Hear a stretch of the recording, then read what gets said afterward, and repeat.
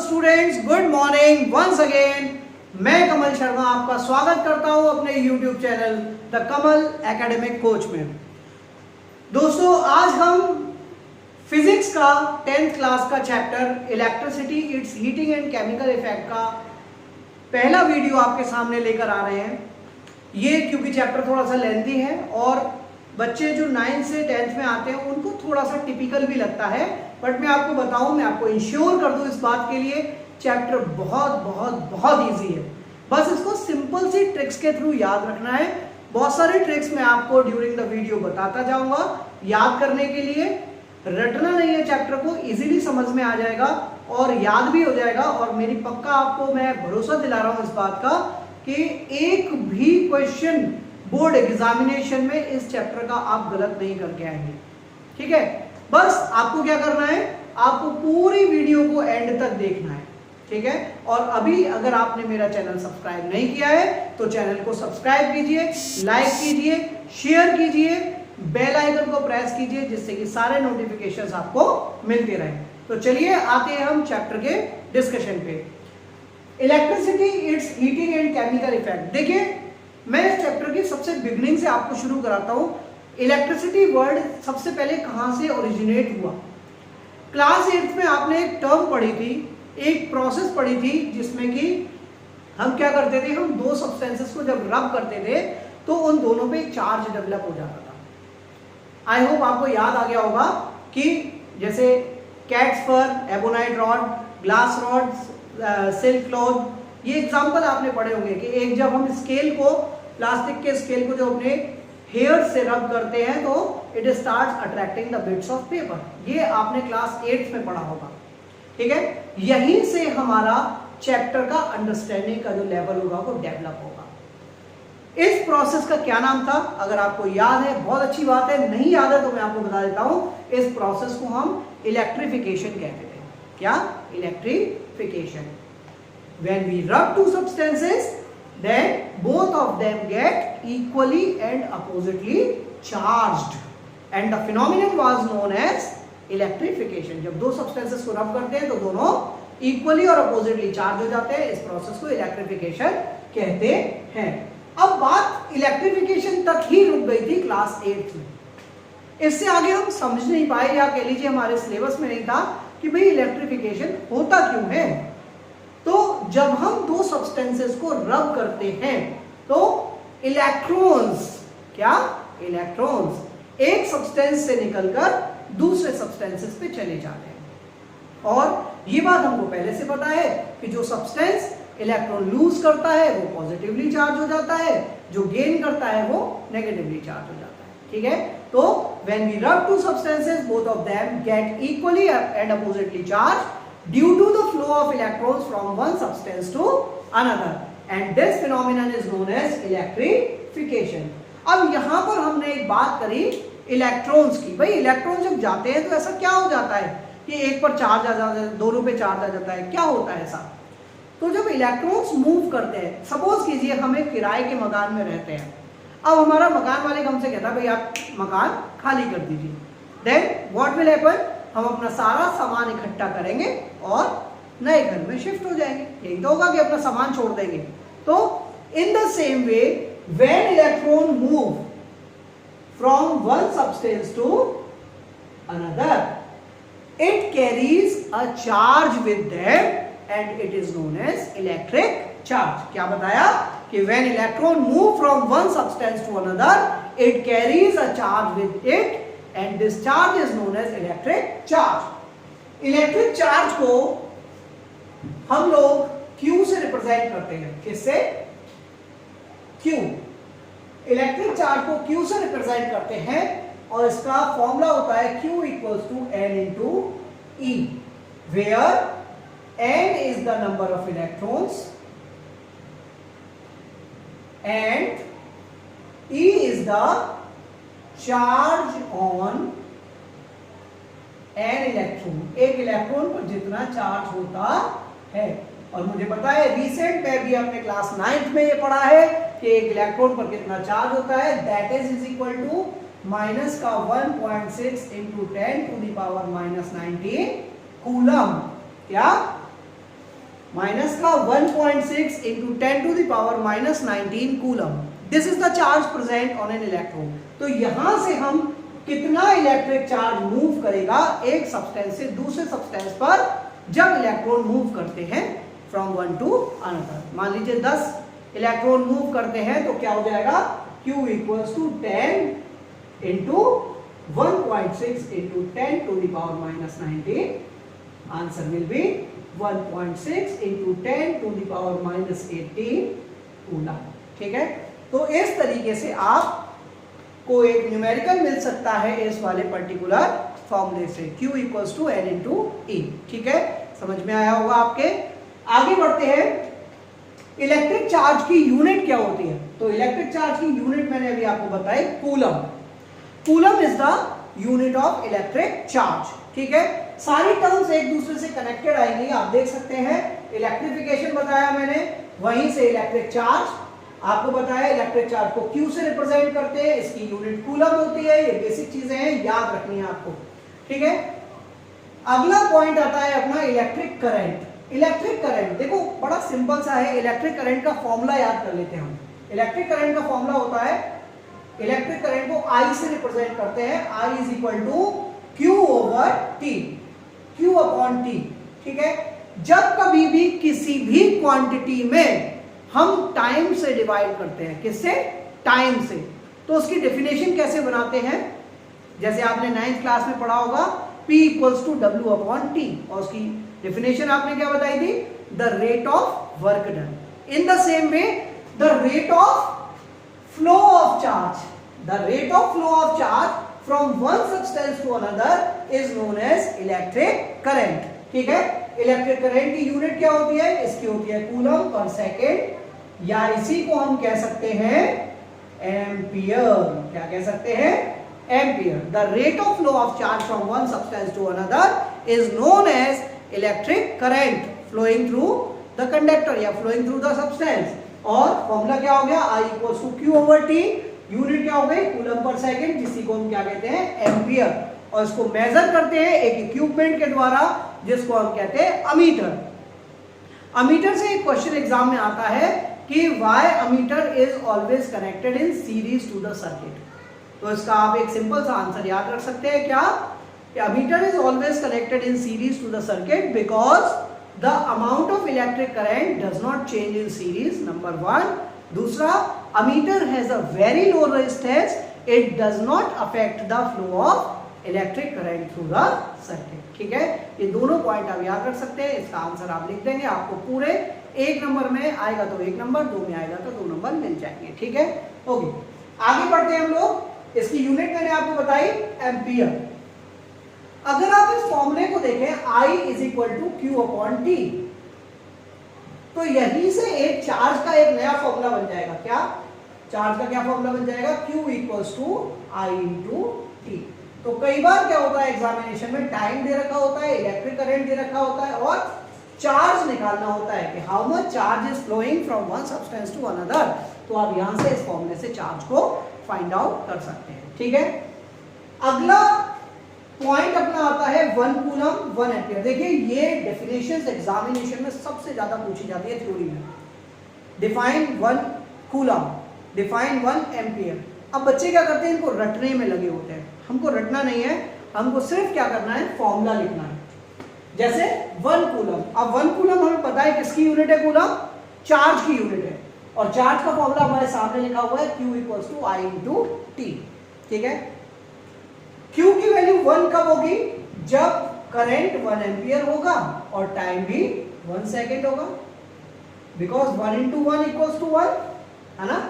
तो यहां से डेफिनेशन बनाने के लिए हमको सिर्फ फॉर्मूला याद होना चाहिए। फॉर्मूला हो गया Q equals to I into T। अब फॉर्मूले से बेस पे हम कैसे डिफाइन कर सकते हैं, जरा देखिए। if 1 ampere of current is flowing through a conductor for 1 second, if 1 ampere of current is flowing through the substance या conductor for 1 second, the charge flowing through the conductor will be 1 coulomb। ठीक है, बहुत simple है। if 1 ampere of current flows through a conductor for 1 second, the charge flowing through the substance will be 1 coulomb। ठीक है, यहां से आपको याद हो गया 1 कूलम की डेफिनेशन। अगला पॉइंट आता है 1 एम्पियर, बिल्कुल सेम। 1 एम्पियर करंट की यूनिट होती है। करंट का फॉर्मूला दे रखा है आपको, I is equal to Q over T. Q is charge, Q की यूनिट क्या होती है? कूलम। तो 1 coulomb upon 1 second is equal to 1 ampere. अब देखो डेफिनेशन कितनी इजी हो जाती है। या if 1 coulomb of charge flows through a conductor for 1 second, अगर 1 कूलम का चार्ज किसी कंडक्टर में 1 सेकेंड तक फ्लो हो रहा है, the electric current flows through the conductor will be 1 ampere. तो हम कहेंगे इलेक्ट्रिक करंट कितना फ्लो हो रहा है? 1 एम्पियर। बहुत सिंपल होता है, रटने की कोई आवश्यकता नहीं है, बस धीरे धीरे इसको समझते जाइए और लिखते जाइए। एक बार याद करके लिखिएगा जरूर, लिखेंगे नहीं तो फिर सब भूल जाएंगे, ठीक है। तो आई होप मैं आपको 1 कूलम 1 एम्पियर किस तरीके से डेफिनेशन फिजिक्स में बनाई जाती है वो समझा पा रहा हूं। फिजिक्स में डेफिनेशन जनरली रटनी नहीं पड़ती। उसके बाद पॉइंट आता है हमारा इलेक्ट्रिक सर्किट। इलेक्ट्रिक सर्किट क्या होता है? देखो बड़ा सिंपल सा है, the path in which the electric current flows, the path in which the electric current flows is called an electric circuit. ठीक है, इलेक्ट्रिक सर्किट दो पार्ट्स में डिवाइड कर सकते हैं, क्लासिफाई कर सकते हैं, open circuit and close circuit. अब देखो बड़ा सिंपल सा है, ओपन सर्किट का मतलब क्या है? सपोज करो ये एक बैटरी है या सेल है, सोर्स ऑफ इलेक्ट्रिक करंट है। करंट क्या करता है? पॉजिटिव टर्मिनल से मूव करता है नेगेटिव टर्मिनल ऑफ सोर्स का, और जिस पाथ में मूव करता है उसको इलेक्ट्रिक सर्किट कहते हैं। This is electric circuit which I have drawn. ठीक है, अब अगर इलेक्ट्रिक सर्किट पॉजिटिव से लेकर नेगेटिव तक पहुंचने के बीच में कहीं कोई ब्रेक आ जाता है, ठीक है, then it is known as an open circuit. और याद रखने की बात है, ओपन सर्किट में करंट फ्लो नहीं करता है। ठीक है, यानी कि सर्किट ओपन है तो इलेक्ट्रिक करंट फ्लो नहीं करेगा, जो इक्विपमेंट उसमें लगे होंगे वो वर्क नहीं करेंगे। ठीक है, तो it is a discontinuous path. Define कैसे करेंगे? It is a discontinuous path between the positive and negative terminal of a source is known as open circuit. ठीक है, discontinuous। ठीक है, and open circuit, the electric current does not flow in an open circuit. On the other hand, if it is a closed continuous path, yeah, closed continuous path between the terminals of a source, then it is termed as a closed circuit। ठीक है, और close circuit में current flow करता है, हमें पता है। ठीक है, आई होप मैं आपको दोनों चीजें समझा पाया। यहां पर मैंने एक बात यूज की थी कि करंट फ्लो करता है पॉजिटिव टू नेगेटिव। तो ये एग्जामिनेशन में बहुत पूछा जाता है question, what is the direction of conventional current. वैसे तो आपको पता ही चल गया पॉजिटिव टू नेगेटिव, लेकिन इसके लिए मैं आपको एक लाइन याद कराना चाहूंगा। It is a trick basically, जो आपको थ्रू आउट जब कभी भी हम इलेक्ट्रिसिटी पढ़ेंगे वहां पर काम आएगी, खासकर magnetic effect of electric current में बहुत काम आएगी। ठीक है, तो एक लाइन याद कर लीजिए, the direction of current is always opposite to the direction of flow of electrons. क्या? The direction of electric current is always opposite to the direction of flow of electrons. अब इलेक्ट्रॉन नेगेटिवली चार्ज होता है तो किधर की तरफ move करेगा? Negative to positive. ठीक है, और इसके अपोजिट क्या डायरेक्शन हो गई? Positive to negative. तो अल्टीमेटली हमने बात वही बोली है, लेकिन उसको थोड़ा सा ट्विस्ट कर दिया है। क्यों ट्विस्ट कर दिया है वो आपको जब आगे चैप्टर की वीडियोस मिलेगी तो आपको ये ट्रिक पक्का से समझ में आ जाएगी। ठीक है, तो आगे चलते हैं। ओपन सर्किट क्लोज सर्किट के बाद अगला टॉपिक हमारा आता है how electric current flows in a circuit. यहां से क्वेश्चन कभी कभी एग्जाम में आ जाता है कि explain how electric current flows in a circuit. तो बड़ा इजीली वे में आपको समझा देता हूं। देखिए, सपोज कीजिए ये आपकी क्लास है, ये आपका क्लासरूम है और टीचर नहीं है अभी। जब टीचर नहीं होते क्लास में तो स्टूडेंट्स क्या करते हैं? ये इसकी सीट पर, ये इसकी सीट पर, ये इसकी सीट पर, ये इसकी सीट पर, ये कहता है चलो इधर चलते हैं, ये कहता है चलो हम भी इधर आ जाते हैं, हम भी इधर आ जाते हैं, and they move in a haphazard manner. पूरी क्लास उथल पुथल रहती है जब टीचर नहीं होते। ठीक है, लेकिन जैसे ही टीचर आते हैं तो इस क्लास का नक्शा बदल जाता है और ये कुछ ऐसे हो जाती है।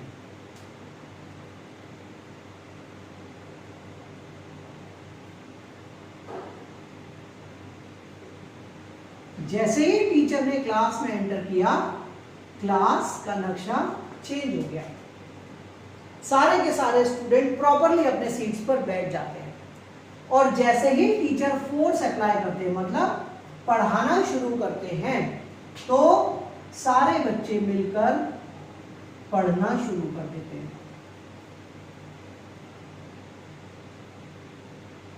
The same process happens when electric current flows through a substance. क्या कि when the switch is not on, जब सर्किट में स्विच ऑन नहीं है, तब क्या होता है, जो कंडक्टर होता है उसके इलेक्ट्रॉन्स हैपेजर्ली मूव करते हैं। कोई इधर मूव कर रहा है, कोई इधर मूव कर रहा है, एक दूसरे से टकराते हुए मूव करते रहते हैं। लेकिन जैसे ही स्विच ऑन करते हैं, जैसे ही फोर्स अप्लाई करता है कोई भी source of electric current on the conductor, तो ये सारे के सारे इलेक्ट्रॉन क्या करते हैं, ये एक डायरेक्शन में फ्लो करने लग जाते हैं। किसके कारण? Due to the force applied by the electric source. जो इलेक्ट्रिक सोर्स होता है वो एक फोर्स अप्लाई करता है, सारे इलेक्ट्रॉन क्या करते हैं, एक डायरेक्शन में मूव करना शुरू कर देते हैं। And when electron move in a same direction, they carry a charge that results in the flow of electric current through the circuit. जैसे ही इलेक्ट्रिक करंट मूव करना शुरू करते हैं इलेक्ट्रॉन्स एक डायरेक्शन में, तो वो अपने साथ चार्ज को लेकर मूव करते हैं, और जब चार्ज मूव करता है तो हम कहते हैं इसके कारण सर्किट में इलेक्ट्रिक करंट मूव करना शुरू कर देता है। ठीक है, तो एक नंबर में कभी कभी एक्सप्लेनेटरी, 2 नंबर में एक क्वेश्चन आता है, आप इसको इजीली लिख सकते हैं बाय यूजिंग इट। ठीक है, ये सिंपल सी ट्रिक है, इसके थ्रू याद रख सकते हैं, बच्चों के थ्रू, क्लासरूम के थ्रू, और इजीली इसका आंसर 3-4 लाइन में लिख सकते हैं। ठीक है, now electrostatic potential and potential difference. देखो ये बड़ा सिंपल सा एक टॉपिक है, लेकिन यहां से कभी कभी क्वेश्चन आता है तो बच्चे कंफ्यूज हो जाते हैं। मैं आपको बेसिक डिफरेंस समझाने के लिए पहले इनकी सिमिलैरिटीज बताऊंगा। इलेक्ट्रोस्टैटिक पोटेंशियल और पोटेंशियल डिफरेंस।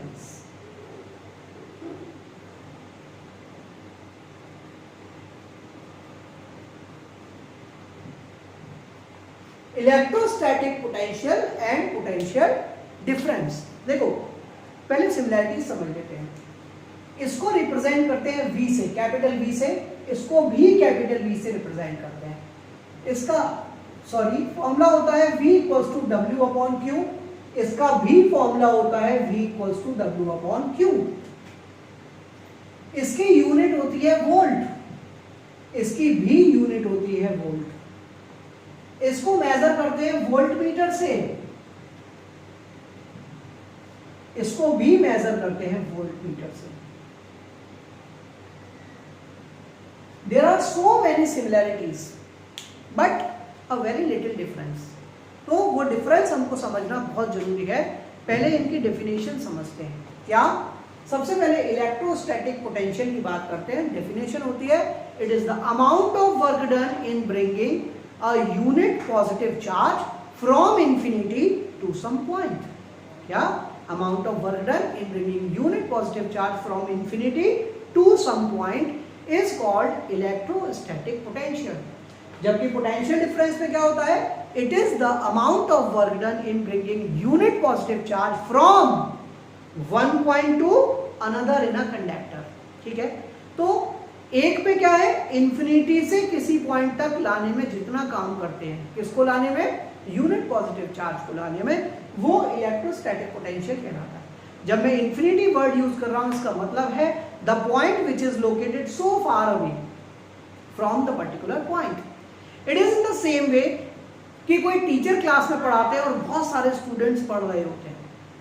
कोई टीचर की बात को एक बार में समझता है, कोई 2 बार में, कोई 10 बार में, कोई 20 बार में भी नहीं समझता, लेकिन वो जब घर जाके वो दोबारा से रिपीट करता है तो वो उस बात को समझ पाता है। ठीक है। तो टीचर से किसी बच्चे को कोई बात समझने में, पर्टिकुलर बच्चे को बात समझने में जितना पोटेंशियल रिक्वायर्ड है, ठीक है, जितना वर्क डन करना पड़ा, वो तो हो गया इलेक्ट्रोस्टैटिक पोटेंशियल, ठीक है। अब दो बच्चों के बीच का डिफरेंस क्या हो गया? Potential difference.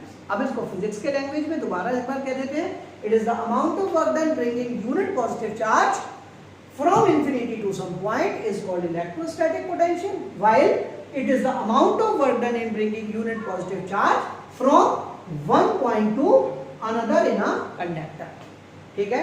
ये तो हुई किताबी बात। सिंपल सी बात समझने की क्या होती है कि अगर एक कंडक्टर में 1 2 3 4 5 A B C D E कुछ पॉइंट्स हैं, तो हर पर्टिकुलर पॉइंट का एक इलेक्ट्रोस्टैटिक पोटेंशियल होता है। मान लीजिए इसका इलेक्ट्रोस्टैटिक पोटेंशियल V1, इसका V2, इसका V3, इसका V4, इसका V5 एंड सो ऑन। यानी कि A तक लाने में, यूनिट पॉजिटिव चार्ज को A तक लाने में, कहां से? इन्फिनिटी से लाने में जितना काम करना पड़ा वो इसका इलेक्ट्रोस्टैटिक पोटेंशियल हो गया। जबकि A और B के बीच का पोटेंशियल डिफरेंस क्या होगा? V equals to V2 minus V1। मुझे डिफरेंशिएशन यूज करना चाहिए, V2 डिफरेंशिएशन V1, यानी कि जो ज्यादा होगा उसमें से कम को माइनस कर देंगे, ठीक है। तो पोटेंशियल डिफरेंस क्या हो गया?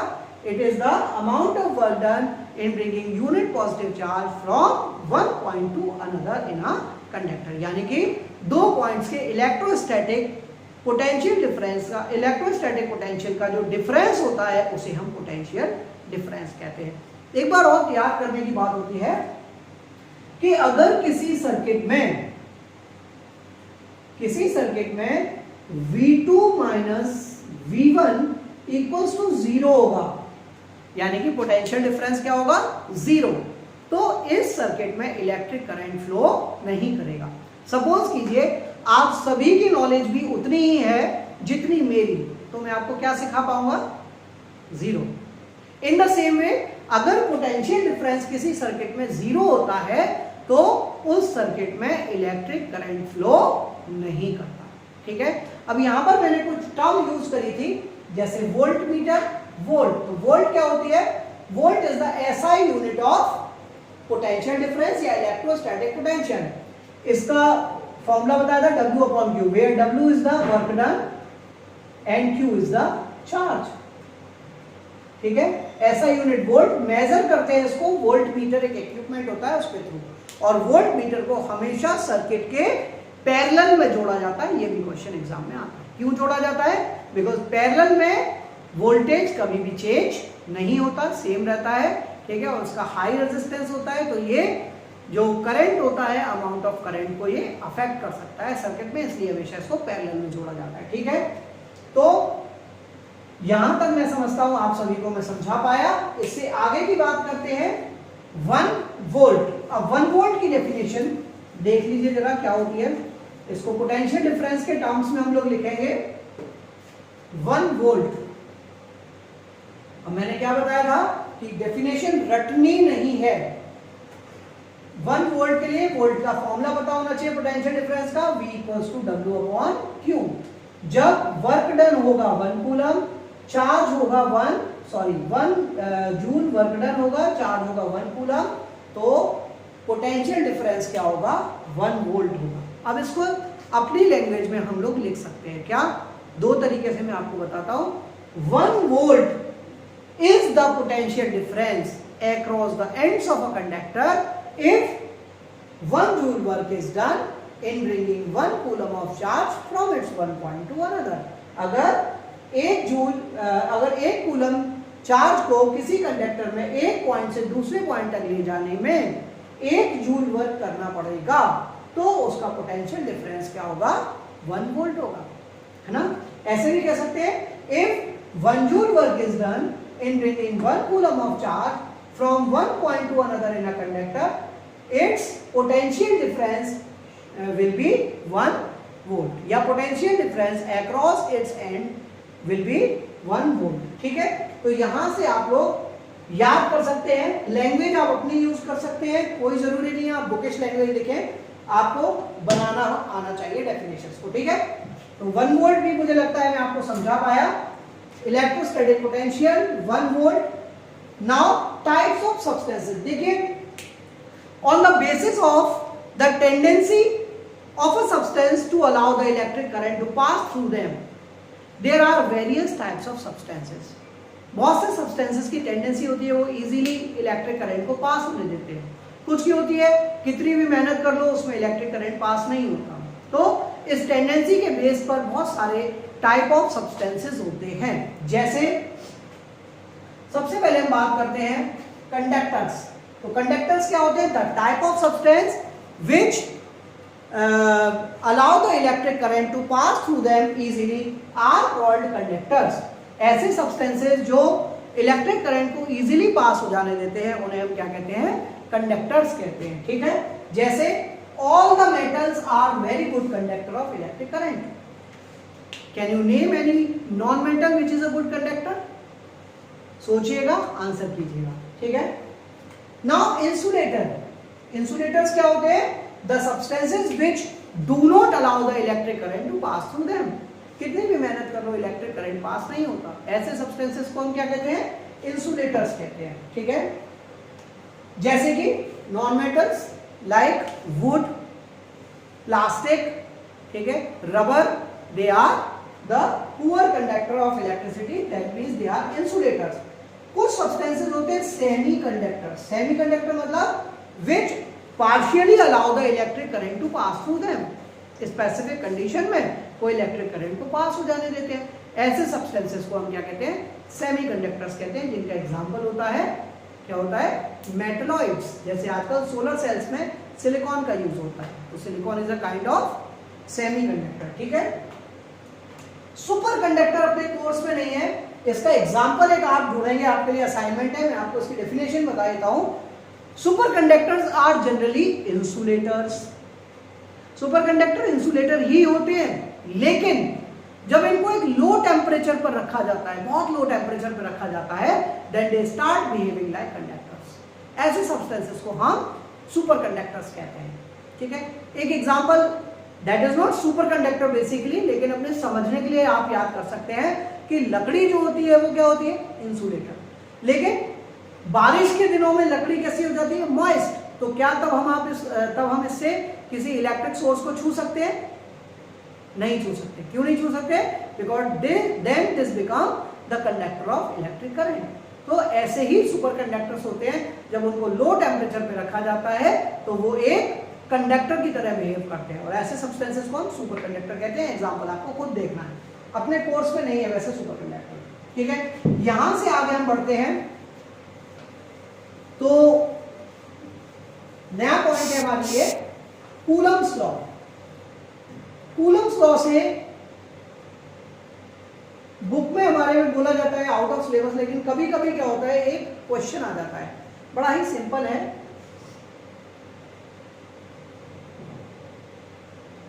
न्यूमेरिकल आता है यहां से। कूलम्स लॉ क्या कहता है? आपने अभी 9th क्लास में एक लॉ पढ़ा होगा, the universal law of gravitation, जिसमें कि लॉ था कि अगर दो मासेस हैं m1 और m2 एक दूसरे से r डिस्टेंस पर रखे हुए हैं, तो जो फोर्स ऑफ अट्रैक्शन होगा वो प्रोपोर्शनल होगा m1 इंटू m2 के, एंड इनवर्सली प्रोपोर्शनल होगा the square of the distance between them. ये आपने क्लास 9th में पढ़ा था, यूनिवर्सल लॉ ऑफ ग्रेविटेशन। अब कूलम ने क्या किया? इस लॉ को कॉपी मार दिया। कैसे मार दिया? उन्होंने कहा if there are two electric charges at rest, condition याद रखिएगा, electric charges at rest, if there are two electrostatic या electric charges at rest Q1 and Q2 respectively, और उनके बीच की डिस्टेंस क्या है? R है, the force of attraction between them will be directly proportional to the product of charges. m1 m2 की जगह क्या कर दिया इन्होंने? Q1 into Q2, and inversely proportional to the square of distance between them, ठीक है। तो इक्वेशन 2 बन गई यहां से, फ्रॉम इक्वेशन 1 एंड 2।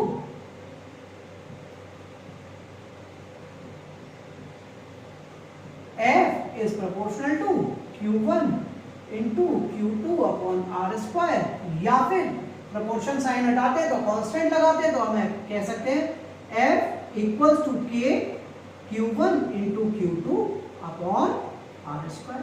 यही हमारा कूलम्स का लॉ है। कूलम्स लॉ से जैसे Newton's universal law of gravitation से क्वेश्चन आता था एग्जाम में, वैसे ही कूलम्स लॉ से आता है। क्योंकि दोनों में सिमिलैरिटी है इसलिए कभी कभी एग्जाम में दे दिया जाता है। कैसा क्वेश्चन आता है, what will be the effect on the force of attraction between the two electric charges at rest if the distance between them is double, या फिर ट्रिपल, या फिर हाफ, या फिर 1/4, कुछ भी एग्जाम में आ सकता है। तो इसका न्यूमेरिकल जैसे आपने 9th में किया था वैसे आप कर सकते हैं। अदरवाइज मैं अपनी अगली वीडियो में जब भी बताऊंगा तो उस क्वेश्चन को आपसे डिस्कस करूंगा। ठीक है। कूलम्स लॉ के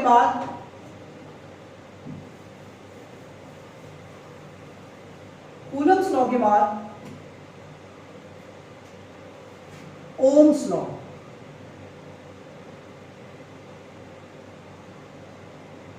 ओम्स लॉ क्या है, बेसिकली एक साइंटिस्ट थे ओम, जिन्होंने पोटेंशियल डिफरेंस और इलेक्ट्रिक करंट के बीच में एक रिलेशन डेवलप किया। ठीक है, और उसको उन्होंने ओम्स लॉ नाम दे दिया। तो अकॉर्डिंग टू ओम्स लॉ रटने की कोई आवश्यकता नहीं है, एक लाइन में लिख रहा हूं, इसको याद रखेंगे आप। V is proportional to I। V is proportional to I। जब कभी भी कैपिटल V लिखा हुआ दिखाई देगा इलेक्ट्रिसिटी में तो आप उसको पूरा बोलेंगे। कैसे पूरा बोलेंगे, the potential difference across the ends of a conductor. कभी भी V को पोटेंशियल डिफरेंस ना बोलो, आप पूरा बोलो। क्या, potential difference across the ends of a conductor. ठीक है, अब देखो याद हो गया।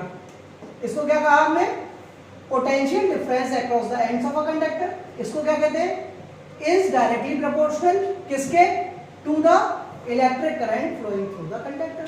क्या, potential difference across the ends of a conductor is directly proportional to the amount of current flowing through the conductor. According to Ohm's law, V is proportional to I. यही Ohm's law है।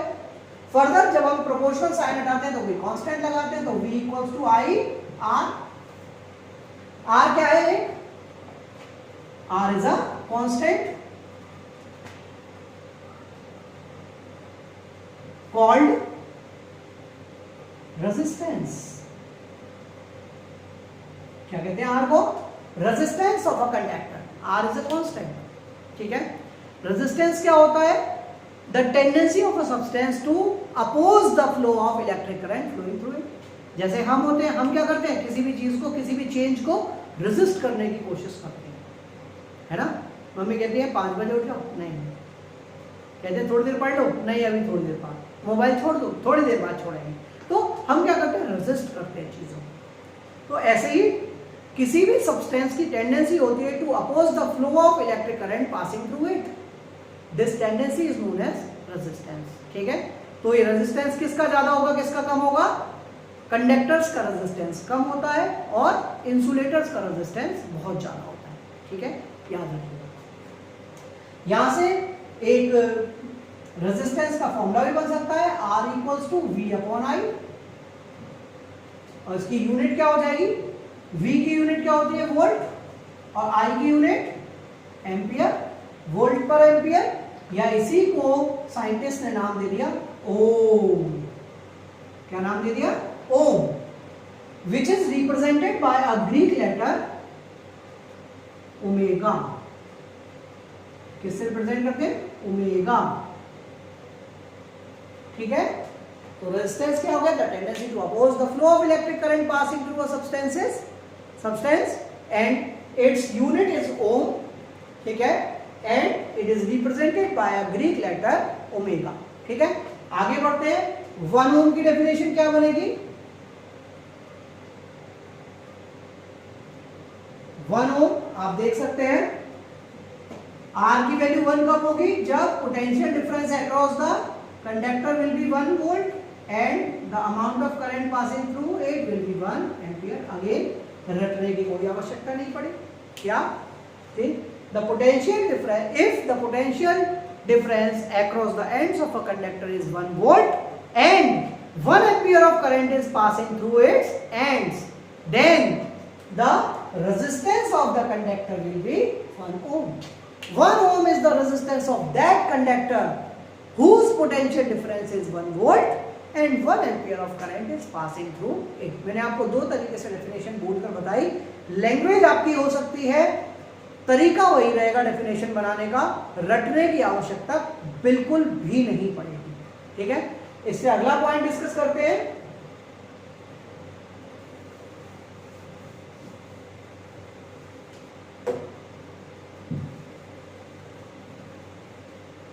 अगला point में हम लोग बताएंगे factors affecting resistances.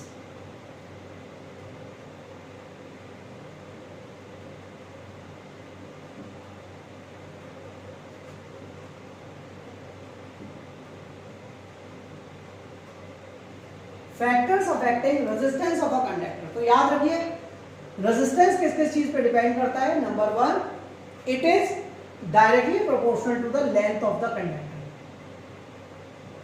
यानी कि अगर कंडक्टर की लेंथ ज्यादा होगी तो उसका रेजिस्टेंस भी ज्यादा होगा.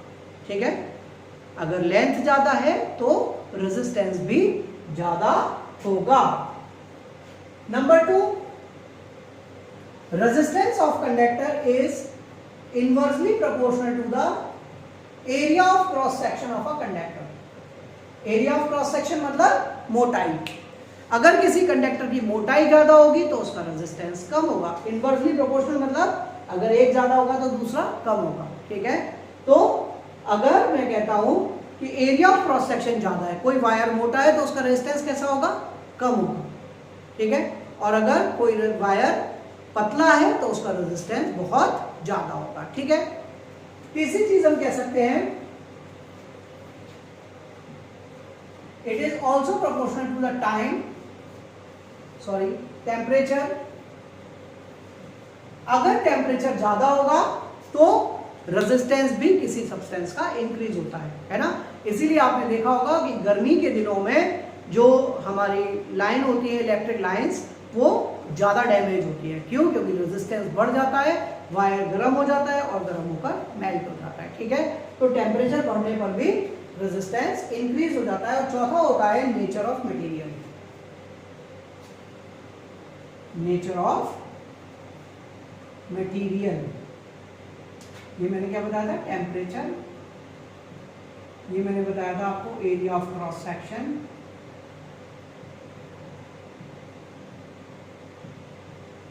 और ये क्या बताया था, लेंथ. ठीक है, तो नेचर ऑफ मटेरियल मतलब इंसुलेटर का रेजिस्टेंस बहुत ज्यादा होता है और कंडक्टर का रेजिस्टेंस बहुत कम होता है. इंसुलेटर करंट को पास नहीं होने देता, लेकिन कंडक्टर इजीली करंट को पास हो जाने देता है. ठीक है, तो यहां पर हम कह सकते हैं from equation first, second and third at a constant temperature. अगर टेम्परेचर को कांस्टेंट रखें तो हम कह सकते हैं resistance is directly proportional to length over area of cross section, क्योंकि टेम्परेचर कांस्टेंट हो गया. ठीक है, इसको हटाएंगे तो कोई कैसा लेंगे, कांस्टेंट. तो हम कह सकते हैं R is equal to rho N over A. ये क्या है, रो, RHO, रो. रो क्या होती है, rho is called the resistivity of a conductor. क्या होती है, रेजिस्टिविटी ऑफ अ कंडक्टर. तो यहां से फॉर्मूला बन गया हमारा. अगर मैं रेजिस्टिविटी का फॉर्मूला बनाऊं, रो इक्वल्स टू क्या बन जाएगा, RA ओवर L. कई बार हमसे रेजिस्टिविटी की डेफिनेशन पूछी जाती है और उसकी यूनिट पूछी जाती है. तो पहले यूनिट देख लेते हैं. अगर एरिया ऑफ क्रॉस सेक्शन हो 1 मीटर स्क्वायर और लेंथ हो 1 मीटर, तो रो इक्वल्स टू किसके हो जाएगा, R. तो हम कह सकते हैं कि resistivity of a substance is the resistance. क्या है, रेजिस्टिविटी किसके बराबर आई, रेजिस्टेंस के बराबर आई. लेकिन कंडीशन क्या थी, resistance of its 1 meter long rod having unit area of cross section. Unit area of cross section मतलब जिसकी मोटाई कितनी हो, 1 मीटर स्क्वायर. ठीक है, तो रेजिस्टिविटी जो होती है वो हमेशा 1 मीटर लेंथ और 1 meter square area of cross section पर ही निकाली जाती है. और इसीलिए क्या होता है, लेंथ घटाने बढ़ाने का, मोटाई घटाने बढ़ाने का कभी भी रेजिस्टिविटी पर कोई इंपैक्ट नहीं पड़ता। रेजिस्टिविटी हमेशा अनचेंज्ड रहती है। ठीक है, एग्जाम में क्वेश्चन भी आता है हमेशा कि what will be the effect on the resistivity and resistance of a conductor if its length is done half and area of cross section is double. तो आप याद रखिए, रेजिस्टिविटी कभी भी चेंज नहीं होती। ठीक है, रेजिस्टिविटी की यूनिट क्या हो जाएगी, आप देखिए, रेजिस्टेंस की यूनिट क्या होती है, ओम। ठीक है, एरिया की क्या होती है, मीटर स्क्वायर, और लेंथ की क्या होती है, मीटर। मीटर से स्क्वायर कैंसिल, क्या बच गया, ओम इनटू मीटर। तो इसकी यूनिट क्या हो गई रेजिस्टिविटी की, ओम इनटू मीटर। ठीक है, फैक्टर्स अफेक्टिंग रेजिस्टेंस से भी न्यूमेरिकल आता है, और यहां तक मैं भी इस फर्स्ट पार्ट में आपको एक्सप्लेन कर रहा हूं, क्योंकि इसमें याद करने का ऑलरेडी बहुत कुछ ज्यादा है। अपनी अगली वीडियो, जो कि शायद मैं कल ही अपडेट कर दूंगा, उस वीडियो में मैं आपको आगे का चैप्टर बताऊंगा। और हाँ, एक वीडियो इसकी अलग से भी बनाऊंगा मैं, जिसमें जितने भी फॉर्मूले हैं उन फॉर्मूले से कैसे खेला जाता है वो मैं आपको जरूर एक्सप्लेन करूंगा अपनी वीडियो में। टिल देन आप बने रहिए मेरे साथ कमल एकेडमिक कोच पर। मेरी वीडियोस पे लाइक शेयर सब्सक्राइब कीजिए, कमेंट कर सकते हैं आप, जो अगर आपको कोई भी क्वेरी है आप कमेंट बॉक्स में लिखकर मेरे से डिस्कस कर सकते हैं। और हाँ, सब्सक्राइब नहीं किया है तो सब्सक्राइब कीजिए, ज़्यादा से ज़्यादा लाइक करिए, शेयर करिए, और हाँ, वीडियो पूरी देखा कीजिए, क्योंकि अगर आप वीडियो पूरी नहीं देखेंगे तो वो ट्रिक्स आपको नहीं मिल पाएंगी जो मैं आपको बताता हूँ। ठीक है, तो ट्रिक्स के थ्रू मेरे साथ बने रहिए कमल एकेडमिक कोच पर। Till then, thank you so much, good day.